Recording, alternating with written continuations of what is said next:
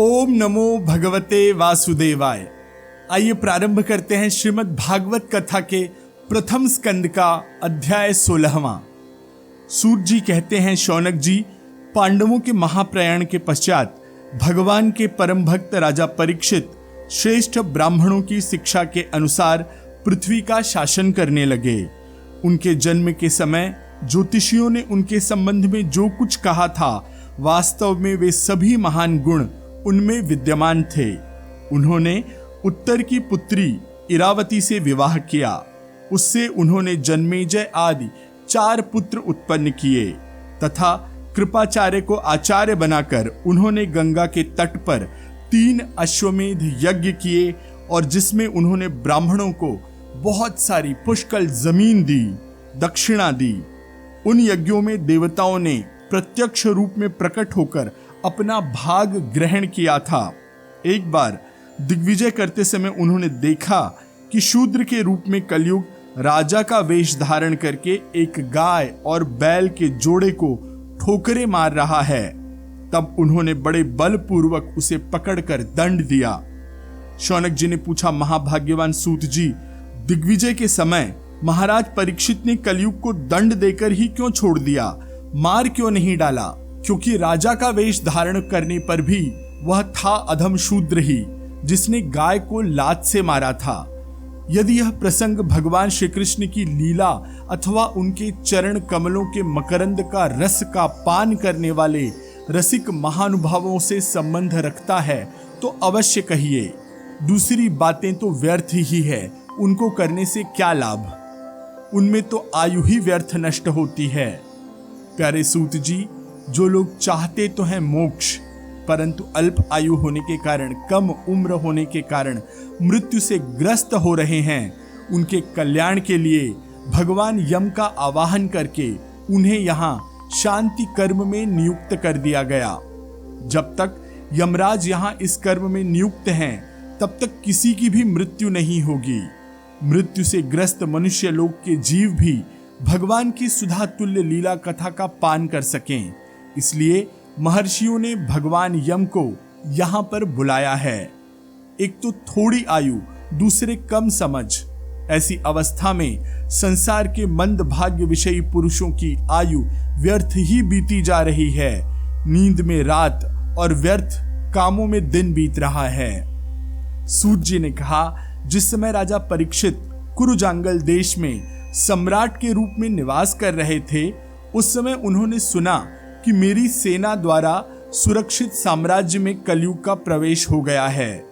इस समाचार से उन्हें दुख तो अवश्य हुआ, परंतु यह सोचकर कि युद्ध करने का अवसर हाथ लगा, वे उतने दुखी नहीं हुए। इसके बाद युद्धवीर परीक्षित ने धनुष हाथ में ले लिया। वे श्याम वर्ण के घोड़ों से जुते हुए सिंह की ध्वजा वाले सुसज्जित रथ पर सवार होकर दिग्विजय करने के लिए नगर से बाहर निकल पड़े। उस समय रथ, हाथी, घोड़े और पैदल सेना उनके साथ चल रही थी। उन्होंने भद्राश्व, केतुमाल, भारत, उत्तर कुरु और किम पुरुष आदि सभी वर्षों को जीतकर वहां के राजाओं से भेंट ली। उन्हें उन देशों में हर जगह अपने पूर्वज महात्माओं का सुयश सुनने को मिला।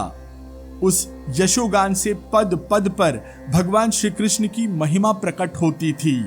इसके साथ ही उन्हें यह भी सुनने को मिला कि भगवान श्री कृष्ण ने अश्वत्थामा की ब्रह्मास्त्र की ज्वाला से किस प्रकार उनकी रक्षा की थी। यदुवंशी और पांडवों में परस्पर कितना प्रेम था तथा पांडवों की भगवान श्री कृष्ण में कितनी आस्था, कितनी भक्ति थी। जो लोग उन्हें ये चरित्र सुनाते, उन पर महामना राजा परीक्षित बहुत प्रसन्न होते। उनके नेत्र प्रेम से खिल उठते। वे बड़ी उदारता से उन्हें बहुमूल्य वस्त्र और मणियों का हार उपहार में देते थे। वे सुनते थे कि भगवान श्री कृष्ण ने प्रेमवश पांडवों के सारथी का काम किया, उनके सभासद बने, यहाँ तक कि उनके मन के अनुसार काम करके उनकी सेवा भी की। उनके सखा तो थे ही, दूत भी बने। वे रात को शस्त्र ग्रहण करके वीरासन से बैठ जाते और शिविर का पहरा देते। उनके पीछे पीछे चलते, स्तुति करते तथा प्रणाम करते। इतना ही नहीं, अपने प्रेमी पांडवों के चरणों में उन्होंने सारे जगत को, सारे ब्रह्मांड को झुका दिया। तब परीक्षित की भक्ति भगवान श्री कृष्ण के चरण कमलों में और बढ़ जाती। इस प्रकार वे दिन दिन पांडवों के आचरण का अनुसरण करते हुए दिग्विजय कर रहे थे। उन्हीं दिनों उन्हें शिविर से थोड़ी दूर एक आश्चर्यजनक घटना पता चली। वह मैं आपको सुनाता हूं। धर्म बैल का रूप धारण करके एक पैर से घूम रहा था। एक स्थान पर उसे गाय के रूप में पृथ्वी मिली। पुत्र की मृत्यु से दुखिनी माता के समान उसके नेत्रों से आंसुओं के झरने झर झर बह रहे थे। उसका शरीर श्रीहीन हो गया था। धर्म पृथ्वी से पूछने लगा, कल्याणी, कुशल से तो हो ना? तुम्हारा मुख कुछ मलिन हो रहा है, तुम श्रीहीन हो रही हो। मालूम होता है तुम्हारे हृदय में कुछ न कुछ दुख अवश्य है। क्या तुम्हारा कोई संबंधी दूर देश चला गया है जिसके लिए तुम इतनी चिंता कर रही हो? कहीं तुम मेरी चिंता तो नहीं कर रही हो कि अब इसके 3 पैर टूट गए हैं, एक ही पैर रह गया है? संभव है तुम अपने लिए शोक कर रही हो कि अब शूद्र तुम्हारे ऊपर शासन करेंगे। तुम्हें इन सभी देवताओं के लिए खेद हो सकता है जिन्हें अब यज्ञों में आहुति नहीं दी जाती, या उस प्रजा के लिए भी जो वर्षा न होने के कारण अकाल एवं दुर्भिक्ष से पीड़ित हो रही है। देवी, क्या तुम राक्षस सरीखे मनुष्यों के द्वारा सताई हुई आरक्षित स्त्रियों एवं आर्त बालकों के लिए शोक कर रही हो? संभव है विद्या अब कुकर्मी ब्राह्मणों के चंगुल में पड़ गई है और ब्राह्मण विप्रद्रोही राजाओं की सेवा करने लगे हैं। इसी से तुम्हें दुख हो। आज के नाम मात्र के राजा तो 16 आने कलयुगी हो गए हैं। उन्होंने बड़े बड़े देशों को भी उजाड़ डाला है। क्या तुम उन राजाओं या देशों के लिए शोक कर रही हो? आज की जनता खान पान, वस्त्र, स्नान, स्त्री सहवास आदि में शास्त्रीय नियमों का पालन न करके स्वेच्छाचार कर रही है। क्या इसके लिए तुम दुखी हो? मां पृथ्वी, अब समझ में आया, हो न हो तुम भगवान श्री कृष्ण की याद करके दुखी हो रही हो। तुम्हें उनकी याद आ रही है क्योंकि उन्होंने तुम्हारा भार उतारने के लिए ही अवतार लिया था। ऐसी लीलाएं की थी जो मोक्ष का अवलंबन है। अब उनकी लीला संवरण करने के बाद उनके परित्याग से तुम दुखी हो रही हो। देवी, तुम तो धन रत्नों की खान हो। तुम अपने क्लेश का कारण, जिससे भी तुम इतनी दुर्बल हो गई हो, वो मुझे बतलाओ। ऐसा लगता है बड़े बड़े बलवानों को भी हरा देने वाले काल ने देवताओं के द्वारा वंदनीय तुम्हारे सौभाग्य को छीन लिया है। पृथ्वी ने इसके उत्तर में कहा कि धर्म, तुम मुझसे जो कुछ पूछ रहे हो वह सब स्वयं जानते हो।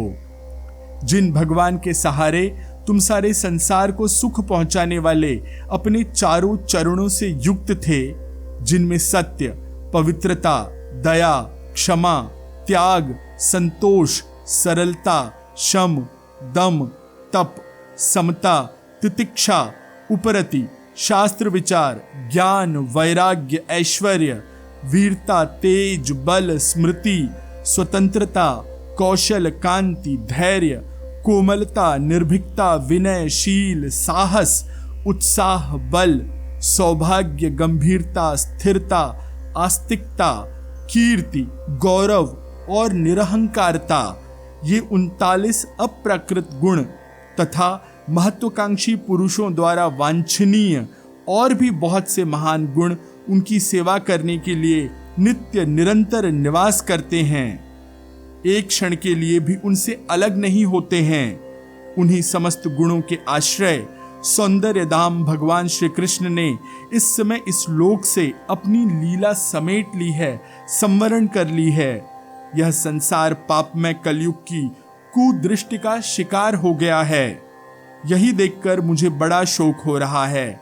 अपने लिए देवताओं में श्रेष्ठ, तुम्हारे लिए देवता, पितर, ऋषि, साधु और समस्त वर्णों तथा आश्रमों के मनुष्यों के लिए मैं शोकग्रस्त हो रही हूँ, जिनका कृपा कटाक्ष प्राप्त करने के लिए ब्रह्मा आदि देवता भगवान के शरणागत होकर दिनों दिन तक तपस्या करते रहते हैं, वही लक्ष्मी जी अपने निवास स्थान कमल वन का परित्याग करके बड़े प्रेम से जिनके चरण कमलों की सुभग छत्र छाया का सेवन करती हैं, उन्हीं भगवान के कमल, वज्र, अंकुश, ध्वजा आदि चिन्हों से युक्त श्री चरणों से विभूषित होने के कारण मुझे महान वैभव प्राप्त हुआ था और मेरी तीनों लोकों में शोभा बढ़ी हुई थी। परंतु मेरे सौभाग्य का अंत हो गया, भगवान ने मुझ अभागिन को छोड़ दिया। ऐसा मालूम होता है कि मुझे अपने सौभाग्य पर गर्व हो गया था, इसलिए उन्होंने मुझे यह दंड दिया है।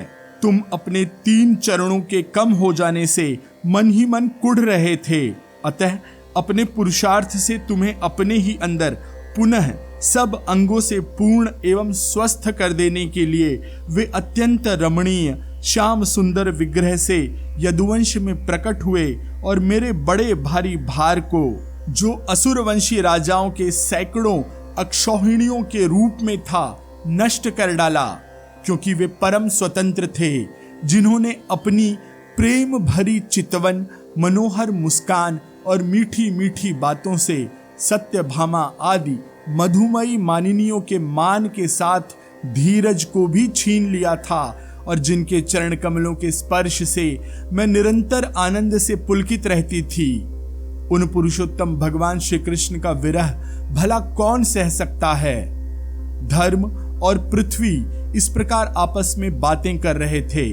उसी समय राजऋषि परीक्षित पूर्व वाहिनी सरस्वती के तट पर आ पहुंचे।